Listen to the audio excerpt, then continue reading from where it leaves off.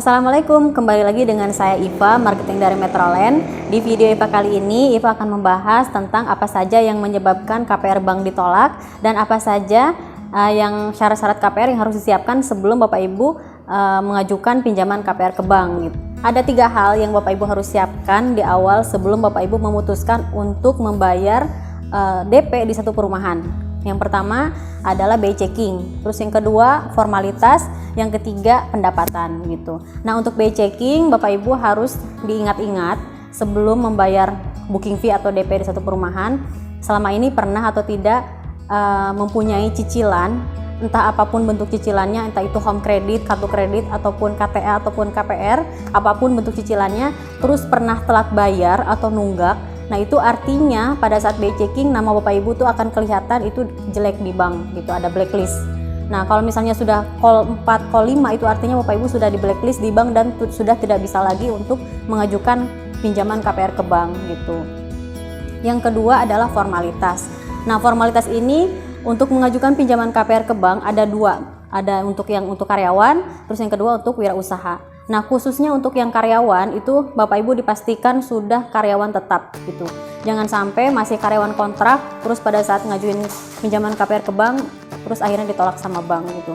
Karena apalagi di tahun 2020 ini pihak bank lebih selektif dan itu dipastikan Bapak Ibu sudah karyawan tetap baru bisa mengajukan pinjaman KPR ke bank gitu. Nah, formalitas itu kan bentuknya bisa surat keterangan kerja, slip gaji, rekening koran gitu. Untuk data dirinya seperti KTP, KK, NPWP, surat nikah kalau yang sudah menikah. Terus yang ketiga untuk pendapatan. Nah, pendapatan ini biasanya pihak bank untuk minimal pendapatannya itu akan dihitung 2-3 kali dari nilai angsuran gitu. Misalnya Bapak Ibu minjam KPR di angka 300-400 jutaan harga rumahnya. Nah, itu berarti untuk cicilan di 20 tahun sekitar 2-3 juta per bulan. Nah, untuk minimal pendapatannya berarti harus ada di minimal 5-6 juta per bulan. Nah, ini untuk yang wirausaha berbeda persyaratannya dengan yang status karyawan.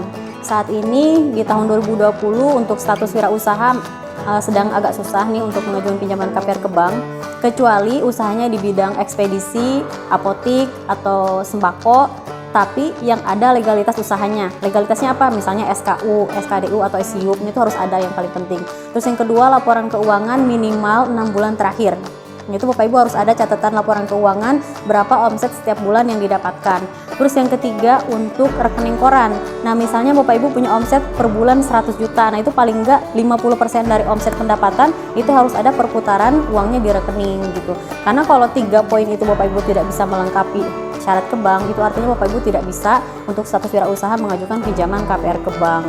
Untuk minimal DP sendiri untuk wirausaha minimal di angka 15%. Jadi berbeda dengan karyawan. Kalau untuk status karyawan untuk mengajukan KPR minimal 5-10%, tapi kalau untuk status wirausaha minimal 15%. Saat ini kita ada 4 proyek yang dipasarkan di Bekasi Utara. Ada Victoria Green Residence yang berlokasi di Jalan Tarumajaya, tepatnya di depan Pasar Bojong. Nah, itu aksesnya hanya 20 menit ke Harapan Indah dan 30 menit ke Kelapa Gading. Untuk Victoria Green harga mulai 700 jutaan. Nah, untuk Victoria Green sendiri itu klaster paling mewah dari Metroland gitu.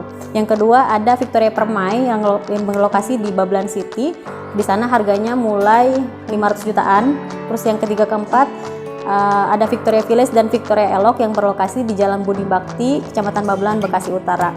Untuk perumahan yang Metroland pasarkan kita start dari 300 jutaan saja dan cicilan hanya 2 jutaan saja. Saat ini kita lagi ada promo DP 0%. Jadi Bapak Ibu untuk yang berminat cukup menyiapkan tanda jadi saja 5 juta dan juga biaya notaris sekitar 1,5% dan nilai pinjaman plafon. Bapak Ibu jangan khawatir, untuk DP sudah dibayar developer dan biaya BPHTB, AJB, KPR juga semuanya sudah free, sudah dibayarkan oleh developer.